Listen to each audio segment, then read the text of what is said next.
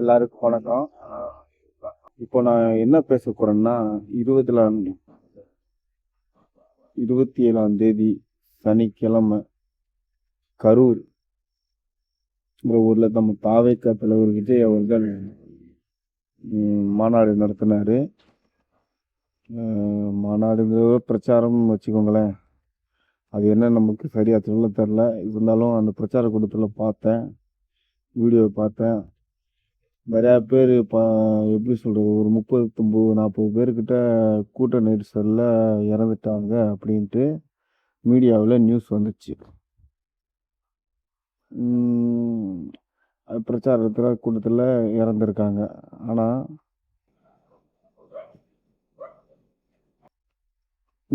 என்னோட பார்வையில் பார்த்தா இது ஏதோ அரசியல் விளையாட்டுத்துறை விளையாட்டை எடுத்து பண்ணதா தெரியுது. 10 ரூபாய்க்கு ஏலம் போகிற நீங்கள் 39-40 உயிர்களோட ஒரு தாக்கம் உங்களுக்கு எப்படி தெரியும்? உங்களுக்கு அங்கே இருக்கிறவங்க, மாநாட்டில் ஸ்பாட்டில் இருந்தவங்க, அந்த பிரச்சார கூட்டத்தில் ஸ்பாட்டில் இருந்தவங்க என்ன சொல்கிறாங்கன்னா, ஜென்ரேட்டரை உடைச்சிருக்காங்க, செருப்பு கொண்டு எரிஞ்சிருக்காங்க, கரண்ட் அமர்ந்திருக்கு, தளபதி அவர்கள் கிளம்புனதுக்கப்புறம் போலீஸ் தடியடி நடத்தியிருக்காங்க. தடியடி நடத்துறது போலீஸா இல்லை போலீஸ் மாதிரி வந்திருக்கு வேற ஆசாமிகளா, போலி ஆசாமிகள்? ஒரு 39-40 உயிர் பிளான் பண்ணி எடுக்கிறதுக்கு உங்களுக்கு எப்படி மனசு வந்துச்சு? இதில் நீங்கள் எங்களுடன் இருக்கேன், உங்களுடன் இருக்கேன் அப்படிங்கிறீங்க. எங்களோட என்ன இருக்கீங்க? எங்கள் உயிர் எடுக்கிறதுக்கு இருக்கீங்களா? மக்கள் உங்களுக்கு அரசியல் ஆதாயத்துக்காக 39 உயிர் எடுக்கிறாங்க. என்னோட பார்வைக்கு இந்த 39-40 உயிர் எடுத்தவங்களை விட அவங்க கொடுக்குற அந்த 10 லட்சத்தை வாங்குறீங்க பார்த்தீங்களா, அவங்க தான் பெரிய கைக்கூலிகள். அவங்க உங்கள் வீட்டில் உள்ளவங்களை கொன்னுட்டு உங்கள் வீட்டில் இருக்க கொல்ல வந்த கைக்கூலிகளுக்கும் கொன்னதை மறைக்கிறதுக்காக காசு கொடுத்து உங்களை உடனே காசை கொடுத்து கொன்னதை மறைக்கிறாங்க. அவங்களும் கைக்கூலிகள் தான், நீங்களும் அதே தப்பை தான் பண்ணுறீங்க. 10 லட்சத்தை வாங்காதீங்க. 10 லட்சத்தை நம்ம வாங்கிடுவோம் அப்படிங்கிற தைரியத்தெல்லாம் இத்தனை உயிரை கொல்றாங்க. கள்ளக்குறிச்சியிலேருந்து ஒவ்வொரு இதுலேயும் எல்லா தப்பையும் பண்ணி கொன்னுட்டு 10 லட்சத்தை கையில் கொடுத்து அசால்ட்டாக விட்டுறாங்க. ஒரு உயிரோட மதிப்பு 10 லட்சம் தானா? 10 லட்சம் கொடுத்தா யார் வேணாலும் கொண்டுக்கலாமா? நீங்கள் சொல்லுங்கள். நாட்டில் என்ன சட்டம் ஒழுங்கு இருக்குது?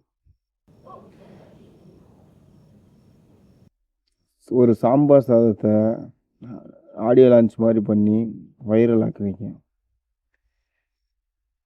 இத்தனை உயிர்களை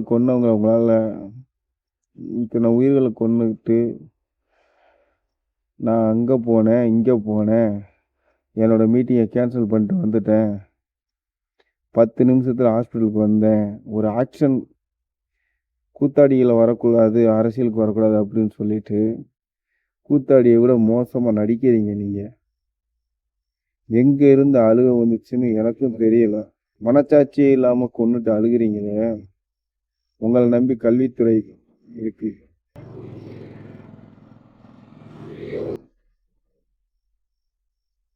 (2026) காலம் பதில் சொல்லும். தயவு செஞ்சு நம்ம பாதிக்கப்பட்டவங்க கொடுக்குற 10 லட்சம் நிவாரண நிதியை வாங்காதீங்க. வாங்கினவங்களை விட கைக்கூலிகள், அந்த கொலைக்கு சம்மந்தப்பட்ட கைக்கூலிகள் வேறு யாரும் இல்லை, வாங்கின நீங்கள் தான். தப்பை மூடி மறைக்கிறதுக்கு உங்களுக்கு லஞ்சம் கொடுக்குறாங்க. அதாவது அடியாள் வேலை பார்க்குறது நீங்கள் தான். அவங்க கொன்னதை மறைக்கிறதுக்கு அவங்க மேலே இருக்க தப்புக்கு ஸ்பாட்டில் 10 லட்சம் உடனே அறிவிக்கிறாங்க. எவன் விட்டு காசு? எவன் அப்போ விட்டு காசு கேட்டால் உங்கள் நிதிங்கிறீங்க. உங்கள் நிதி எதுலேருந்து வந்துச்சு? நீங்கள் கொள்ளையடிச்சதுலாம் தான் வந்துச்சு.